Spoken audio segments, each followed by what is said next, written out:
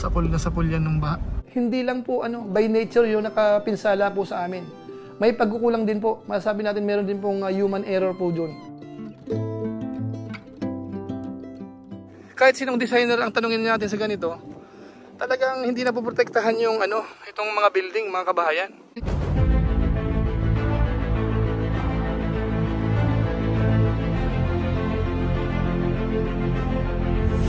Ayun, shoutout guys. Muli po, welcome to my YouTube channel.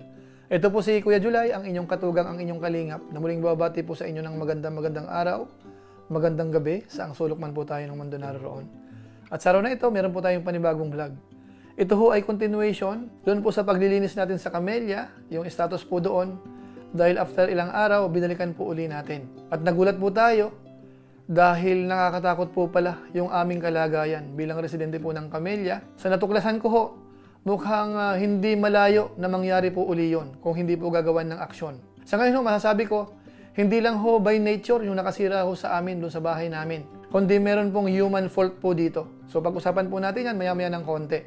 Pero bago po yun, siyempre paalala muna si Kuya Julay. Baka sakaling meron pa po ditong hindi nakasubscribe sa ating YouTube channel, huwag natin kalimutan. Julay Paunil. Tapos pakipindot lang po yung notification bell button para lagi po tayong updated sa aking mga video upload. Tapos yung ating Facebook page po, Julay Paunil 2.0, pwede po nating i-follow, pwede pong i-like at saka po i-share yung mga upload po natin dyan. Tapos sina Kuya Bal Santos Matubang, Kalingap Rab, at Edna Vlogs Rowell of Malalag at saka po si Japper Sniper. Mga kasamahan ho natin sa Kalingap, supportahan din po sana natin. Maraming salamat po sa inyong lahat. Ngayon tuloy na po tayo. Pag-usapan na po natin, ito pong patungkol po sa bahay natin sa Camellia. Kasama po yung aking mga kapitbahay na nakausap po nung nakaraan, na kung saan po ay talagang nangangamba po kami. Dahil nga po dun sa nangyari, yung paglubog po nung area namin. Biro nyo ho, sa loob ng bahay, lagpas tao po yung level ng tubig. Bakit ho kaya nangyari yun, mga kabayan po natin? So sa episode na ito, alam ko na ho yung naging dahilan. At alam na rin po nung aming mga kapitbahay po doon kung bakit ho nagkaganon. Kaya sa pagkakataong ito, i-highlight po natin ito. Hindi ho para siraan ang sinuman, kundi ang concern po namin dito ay yung aming security. Lalo't gumastos po kami para magkaroon po ng bahay dyan po sa area na yan. Tapos isang iglap, isang pagkakataon. Ganun po ang mangyayari. Ngayon ang tanong, bakit nga ba nagkaroon ng ganung kalakas na pagbaha? Yun ho ba ay dahil lang sa malakas ang ulan?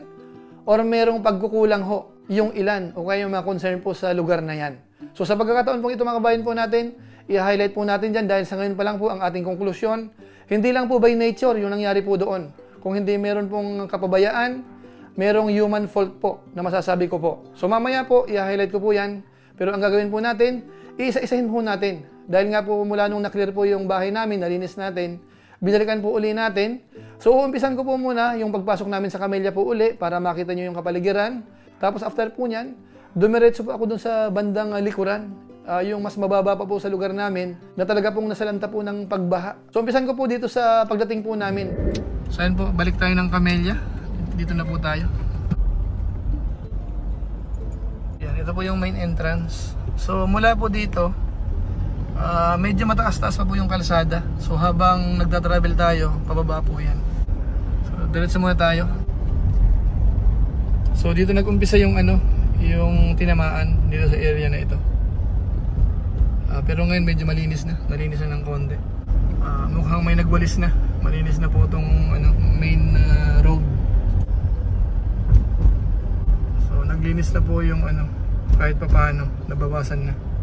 Pero may konting alikabok pa po. Ayan, yung lupa kinuha na. Pero yung basurang nilabas natin hindi pa. Ito pa. Ayan, sa bahay. Basura nandyan pa. So yan po, nakita po natin hanggang doon po sa bahay natin. Medyo malinis na po ng konti. Bagamat hindi pa po 100%, pero makita natin medyo clear na po ng konti. So ngayon po, ituloy po natin. Kasi sabi ko doon sa kasama ko, puntahan natin yung nasa likod ng bahay. Kasi sigurado, mas mataas yung tubig doon. So ito naman po yung aming nakita po doon. Ngayon, diretso muna tayo dito sa dito sa mas mababang level, itong area na ito. So dito po. Ito po malalim daw dito sa may roundabout na yan. Tapos ito mas mababaho ito. Itong area na ito. Ayan. Yan, kita nyo yun. Ang dami pang lupa dito. So ito po yung mga tinamaan ho talaga. At saka yung nandito sa nandito sa may malapit sa retaining wall. Yan po, sila po yung bakod doon. Ayan. So, tapos dito, ito yung pinaka-clubhouse po dito. Ito yung pinakamababang area. Pati yung basketball court dito. Ito, mga nilubog po ito. Baka yung second floor nito, inabot po sa area na to. Yan po yung clubhouse. Basag po yung salamin dyan sa may clubhouse. Oh. Ayan. Dyan sa basketball court nila, mukhang nire-repair na. Ayan, ito, lahat po ito, mga kabayan dito sa may likod na to. Ayan o. Yung bakas makita natin. Dito sa area na to, baka muntik abutin yung first floor siguro. Dito sa area na ito. Ayan, malikabok po oh. Ito yung basketball court na ano, puro, halatang maraming putik din oh. Mas mababa po yan. Yung retaining wall, ganun din, sira din po pala dito. So talagang ano, talagang sinira nung malakas na baha. Ayan, balik na tayo dun sa bahay natin. Ayan, ito may mga bakas din dito. Ito yung ano talaga, area na mas malalim.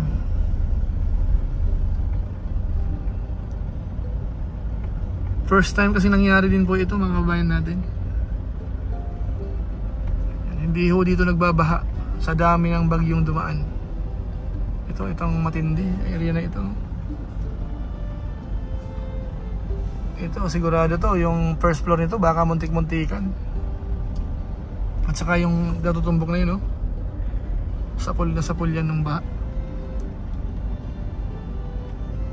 Tapos doon kasi sa area na yon, after ng roundabout, ayan oh. Ganun din, may mga naglilinis. Ayan. Doon sa area na yon. So doon po dumaan yung tubig. Ayan po. Ito na po yung tayo sa bahay. Ito yung nilinis po natin nung nakaraan. Ayan, so mukhang dry na siya. Ito yung mga basura. So nag-iwan ho ng ilan. Tinanggal po yung ilan, pero yung iba iniwanan dito. So tingnan po natin kung babalikan pa to o hindi na. So ayan po yung bahay. So ayan po, kitang-kita po natin. Halos po abutin siguro yung ano nila, yung second floor o kaya yung first floor po nila. O baka nga po dun sa area, baka po inabot. Tapos dun sa may clubhouse, dun po sa may basketball court, baka dalawang level po ng tao ang lalim po doon. Ano mga kabayan natin?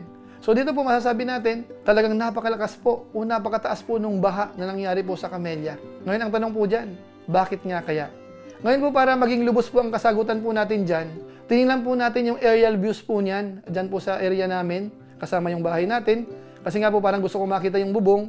Tapos umikot kami sandali doon sa malapit. At dito ho, nakita ko po yung sa bandang creek, yung retaining wall. So panoorin po muna natin ito. At mamaya ho, i-explain ko po sa inyo kung ano po ang naobserbahan ko po.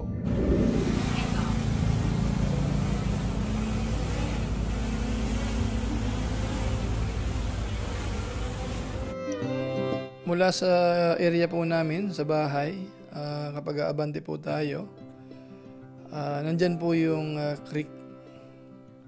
Yan po yung pinaka-boundary.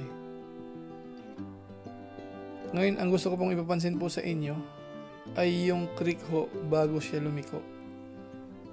So yung ano po, yung nakikita nyong retaining wall, so tandaan nyo po yan. Bali sa isang side meron dun sa kabila. Dito po sa side natin, mapapansin natin wala. So mamaya po i-discuss po natin.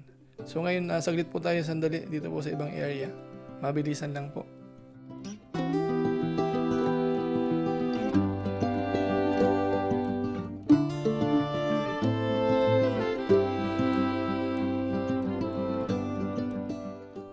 Yan po yung malapit sa may gate. Mataas po na level yan.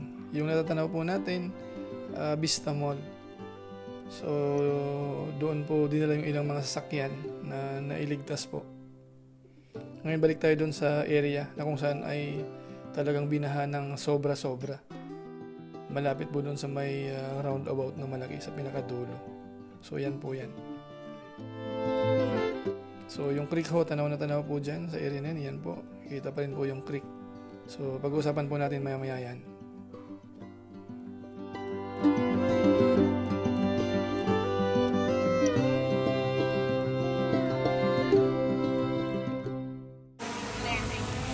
Landing.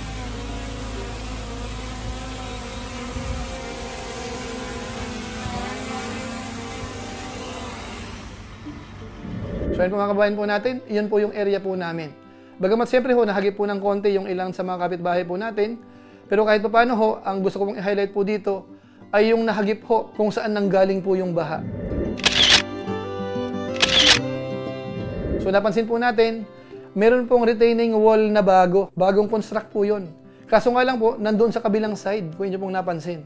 Tapos dito po sa may side namin, kung saan po pumasok ng napakalakas na tubig, wala hong protection para doon po sa pag-apaw po ng tubig. Meron po siyang parang retaining wall, mababa lang, parang protection lang po yun para hindi malaglag o kaya hindi mag-erode yung lupa papunta doon sa may creek. Pero yung protection ho sa amin, kung sakasakaling tataas ang tubig sa may creek, wala ho. Dahil yung hangganan po ng bakod na yon, mas mataas pa po yung level ng lupa o kaya yung level ng mga kabahayan, kung inyo pong napansin. Ngayon ang tanong, bakit nga ba ganon? Kung atin pong titingnan, yung retaining wall ho na matibay, nandun po sa kabilang side na kung saan wala naman pong kabahayan po doon. Samantalang dito sa may area namin na kung saan dito yung maraming kabahayan, maraming tao, wala pong maayos na retaining wall. So mas mataas po yung level doon sa kabila, kaya nung umagos po yung tubig, siyempre ho, may ipon dito sa kabilang side babagsak.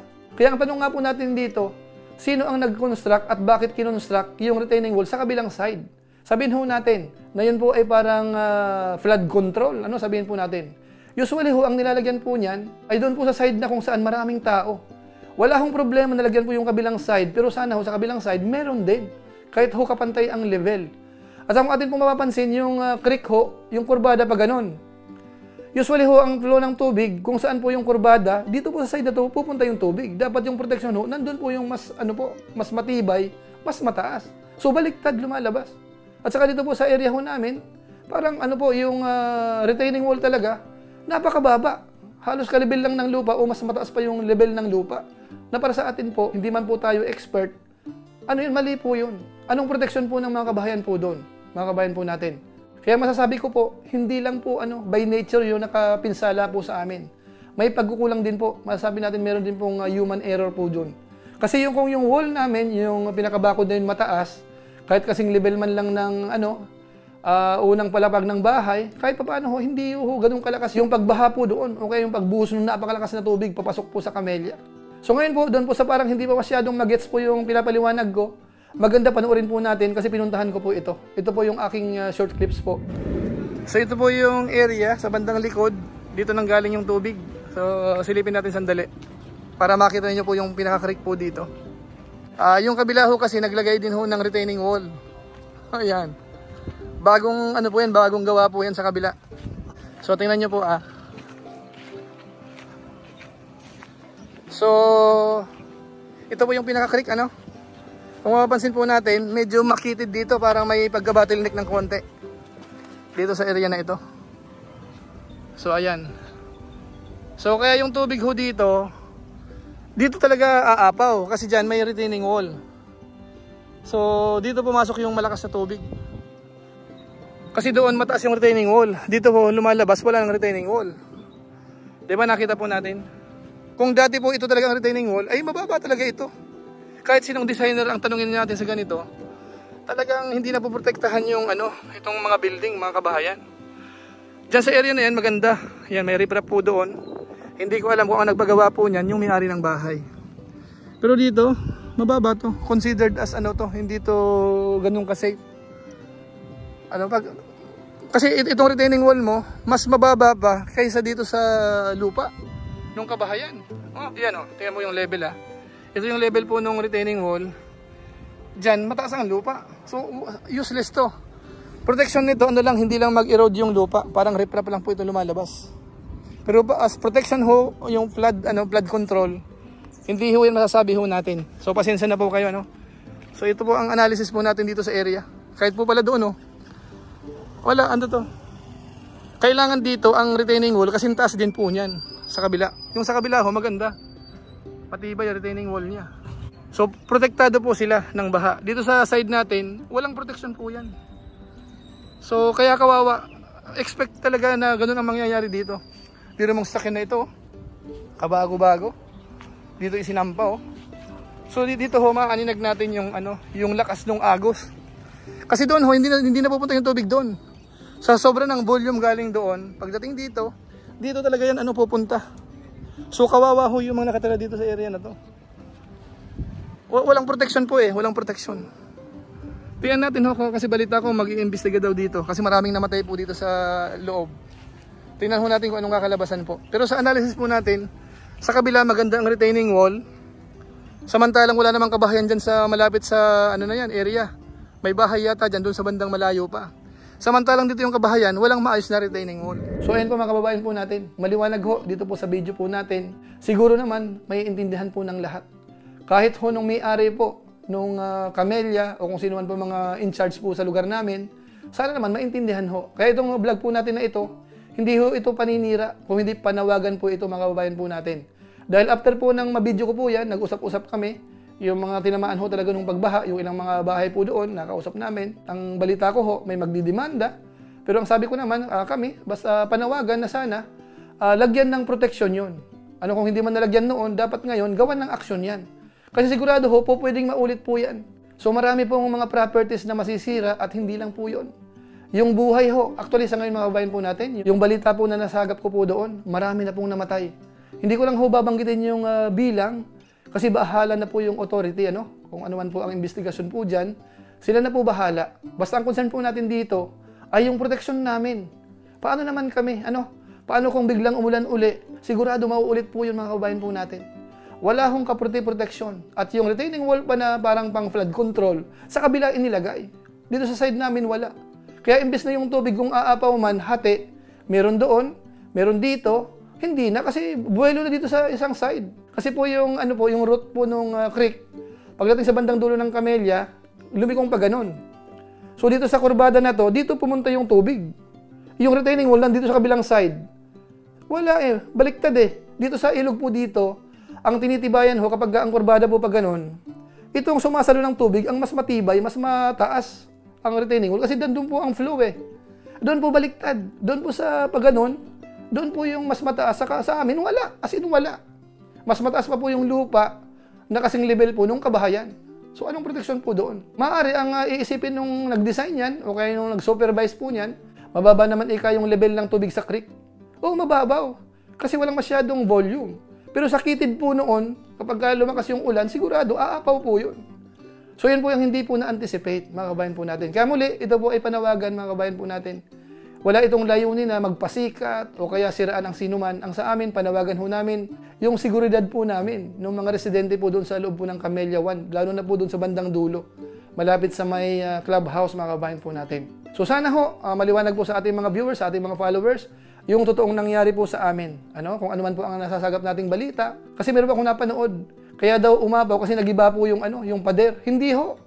Doon sa area namin na dinaanan po ng malakas na baha, walang bakod po doon na mataas, mababa.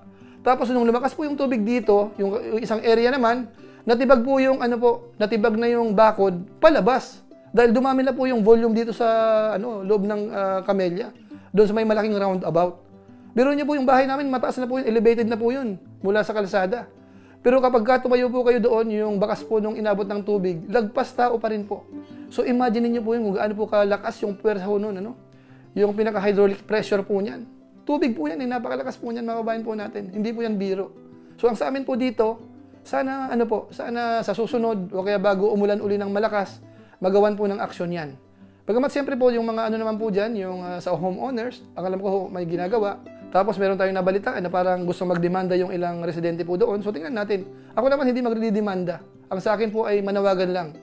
Ayusin ho yung protection namin, yung pinakabakod na yun, taasan ng konti. Nang sa ganun, kung sakaling aapaw doon sa creek, hindi lahat ng tubig aapaw dito sa sa side namin. Yun lang po siguro ang ating episode po sa ngayon. Dahil nga po, sayang po ang buhay. Actually po yung kaninang nahagip po ng camera ko, ang balita po na nasagap ko doon, 4 na magkakasama. Galing po doon sa may kalsada, doon daw sa may bridge. So baha na, pinilit pa, so naanod po sila. Doon po dinala sa may area namin.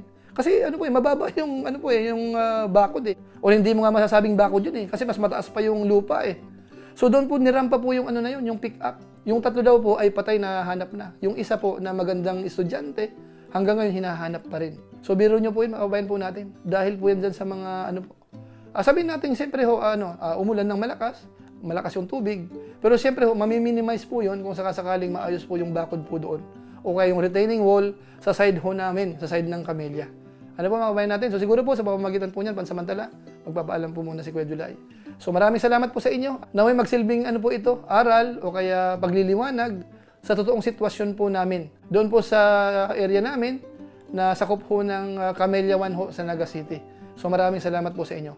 So pansamantala po, paalam po muna tayo. Maraming salamat po sa ating mga supporters, mga viewers po natin na laging sumusubaybay. Yung mga unang vlog ko po patungkol po sa Camellia, alam ko po maraming nanood po doon. So maraming salamat po sa inyong suporta. So ito po yung karugtong po noon. So muli po, ito po si Kuya July, pansamantala nagpapaalam po muna. Kita-kita ulit tayo sa mga susunod ko pang vlog. Maraming salamat sa inyong walang sawang pagsuporta po sa ating YouTube channel. Pagpalain naman kayo ng Diyos, mabuhay tayong lahat. God bless. Bye-bye!